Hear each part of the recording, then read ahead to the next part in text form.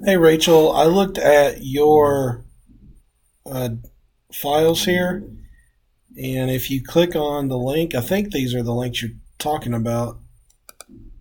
Um, you'll see what happens. These two videos are being shared from someone's OneDrive account. I don't know whose OneDrive account it is, but you have to share it properly with the correct access in order for students to see it, or anyone to see it. So, in order to do that, go to your OneDrive here. I've got mine open, and navigate to your file.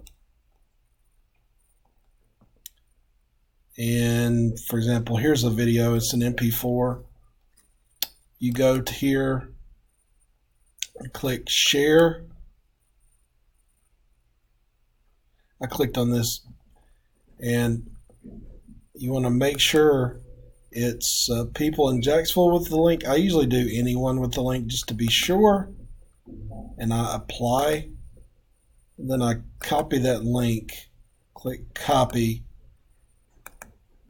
and then I pull up. Here's what it would look like.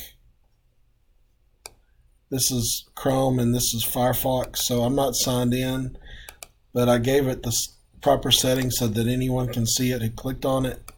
And so this is what would happen when you change the permissions.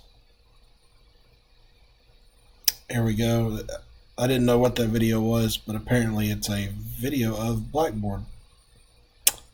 So that's what you need to do. Whoever has those videos stored in their OneDrive needs to go in, change the permissions, and get that link and replace those links.